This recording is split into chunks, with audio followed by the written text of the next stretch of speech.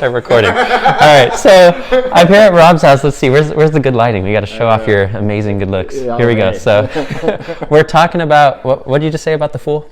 It was not my quote. Steph and I were somewhere last week, and the quote was, if you're never willing to be the fool, you'll never be the master.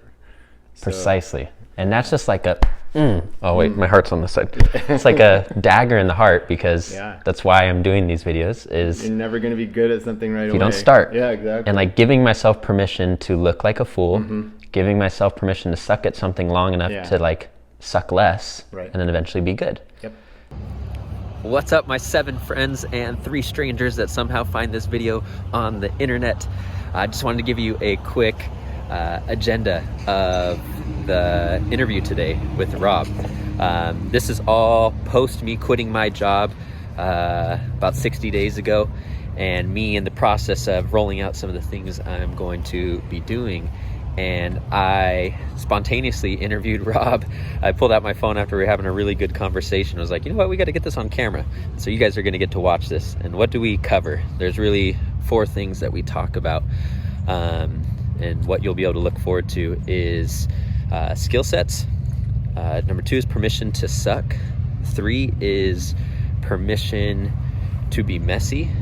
And the 4th one, let me think, is, simplicity is king and complexity kills.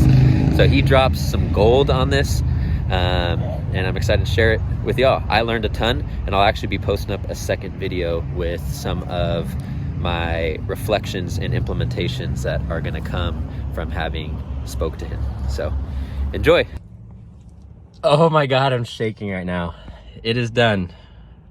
I just gave my notice to my job. Oh man, it feels incredibly scary and incredibly freeing. All right, so we're back in the present moment. I'm riding my bike on the wrong side of the road, as you can see. I know I'm such a rebel, but I had left my place to grab some food, and then I wanted to put together my goals and kind of the direction for some of these videos that I've been doing. When I was there, I stopped by at Moto Deli, which had this awesome turkey sandwich, and they have a cafe attached to it where I got a golden milk that was yummy. And actually this cyclery, Cadence Cyclery, just opened up, and all 3 of those stores are all combined. So it's a really cool setup. While I was there, I got to meet some really cool guys, Steve, the owner, as well as Max, one of the techs there. Once I was wrapped up with what I needed to do there and had all my goals set, I decided to ride over to my buddy Rob's house, who had actually lent me a light to ride home the other night. You can see it on my handlebars there. And him and I got into a very good conversation. And as I said before, now you have an opportunity to listen into it.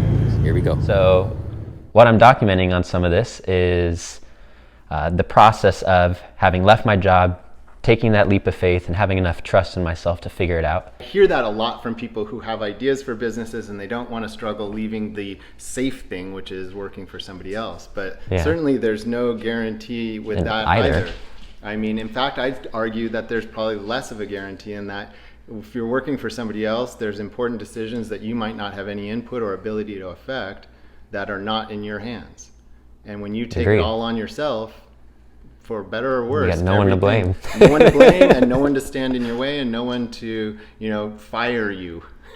Which, if I'm being honest, that's, and I think if a lot of people are being honest, that's what's most terrifying, is that it relies on no one but you. So with a job, you could come up with a million and one excuses, pointing the finger. Oh, well, we don't have enough marketing budget. Oh, well, we're not hitting our goals because of this. Oh, but then you go work for yourself, and you're not hitting it.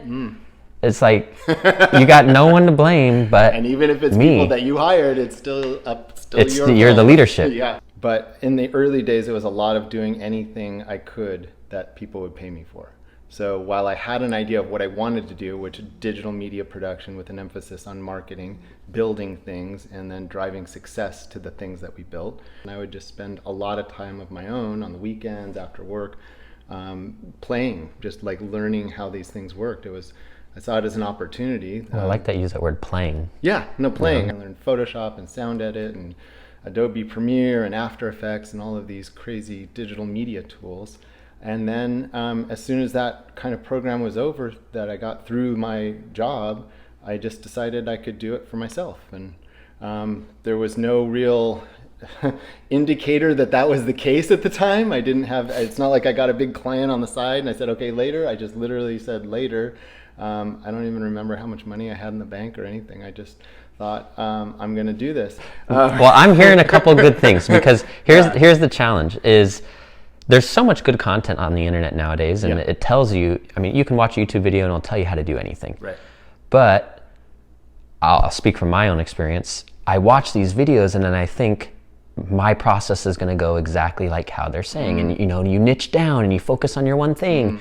But what I'm hearing from the people that I actually talk to in the streets that are getting something started, or maybe are just past the startup phase or something, I'm hearing commonalities, which was, one, in the beginning, they gave themselves permission to suck and focused on skills. You said you did that. Skill development. I was just playing, was the word you used. I built as many skills as you could. And the reason I liked playing was because, to me, you freed yourself of an expectation of like needing some outcome. You were just there for the fun of learning how to use those skills. No, for sure. And then eventually you got to a point where you trusted yourself enough with the skills that you had that you're like, well, I could just do this shit on my own. Right. And then you gave yourself permission for it to be really messy. You said I was taking income however I could, doing a million different things as a sole prop. And then eventually you probably niched down when you found like what you enjoyed doing the most. What brought you, like, where you could provide the most value. Where the opportunities sort of presented themselves, And maybe this is poor advice, but we never wrote a business plan. I never like set out to say, okay, this is what we're doing. We didn't do any market research. We didn't do any of the things that, most of the startup incubators will tell you are required. I just sort of went for it, And this is actually the raw stuff that's important to me, is because here's what I'm learning. Is I've wanted to be an entrepreneur for 10 years. And I'm still not an entrepreneur. And the reason is because I've read so many fucking books, and I've read so many audios and paid for so many classes. And it doesn't matter how good the system or the content if you don't do it. You got to do it. And so you're like, we just figured out, we just like did it. Like money started coming in. We didn't have a business plan. We didn't know what we were going to do. And that's the phase I'm in right now. Like, you just gotta go. You just gotta start swimming in the direction. Do everything. And things what you like, happen. And then eventually you get to do just what you like if you're good. Well, here's the most sobering thing I realized in the last month. So, I quit on Christmas Eve, my job. So I'm almost going on 60 days, and the goal was like give myself some time. Like, and a lot of good stuff has come out of this time. But what I've realized most is I have had a largely fantasized idea of how competent I am at managing my time. Time management. There is not a single thing on my calendar that like I have to be at. Like someone else is telling me to be. I have full control, and I've wanted this my whole life. Yay, time freedom! I have it. And here's the lesson I learned is, now that I have complete time freedom, I'm doing absolutely nothing. You're recording video, you're making content. I'm on my way. But what I'm saying is there's been about a month of like, wow, I just binged 8 hours of Netflix. I get you. Wow, I just like slept until 1 p.m. Wow, it's like dangerous. I scheduled to go to the gym today and I've skipped for the 3rd time in a row now. Like, and this is good. I needed to realize this, and I could either like beat myself up, which I definitely did that. And I was like, oh, I could never be an entrepreneur. I can't even get myself to the gym. Like, but that's just my next challenge to work through. You gamify it a little bit, and I use a method, Getting Things Done, super popular. You can look it up, but it just makes a little game of, first of all, anything that you think that you need to get done, you put in one list. And then when you're ready to set a deadline or a time of when it should be done, you put it in a second list.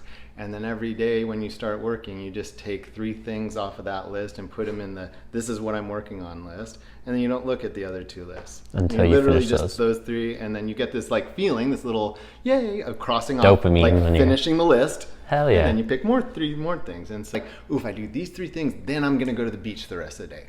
cool, you know, at least you got the 3 things done. So for me, it, like having a little like, and I feel the reward of actually like getting the list crossed off and going to the beach, but double reward. So like, you're speaking my language right now. Gamifying it definitely helps. For Here's, sure. as it's funny as a kid, like your parents, you know, typically like, all right, Gabriel, do this, and when you're done with that, then you can have your ice cream, or then you can go outside and play.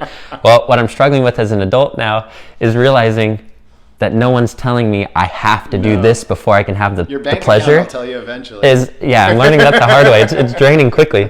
It's like this is also the next thing that like making this jump has taught me is my impulse control is like, I'll have this whole agenda and to-do list, and then I get one little impulse of like, oh, let's go to the beach. I'll just do my shit later. Yeah. And then you go to the beach and then it's like, oh, I feel like having ice cream right now. And then I go have ice cream. And then it's like, well, I'm feeling kind of sleepy right now. Oh, I'll do my priorities later. And then I go take a nap. Yeah. So no, I know. I took so many things from that. It's funny. A 10-minute conversation can be so rewarding. Yeah. The last thing, like to summarize, you said is basically, it's frustrating for myself, like hearing this and so humbling is I've tried to make things complex for so long because it's very ego gratifying to have this like, look at this complex life planning system. And then to like hear someone say, some of the most successful people I met, they're like, oh, how do you plan your day? I pull out a piece of paper and I write on it. It takes me 3 minutes. And you're like, dude, that's dummy simple. That can't work. It's like, write it all down. I try to find complex systems to do, and then I get upset when I can't do them. But it's like the successful people that I met do the simplest things. Just write what you need to do on a piece of paper and cross it off and you're done. I mean, that's all you said. Notes, I got a wall full of post-it notes up in the office. Yeah, for sure. Cool. Yeah. All right, man. Dude. That was fun. Kisses. That little hop he does is hilarious. And this like, he's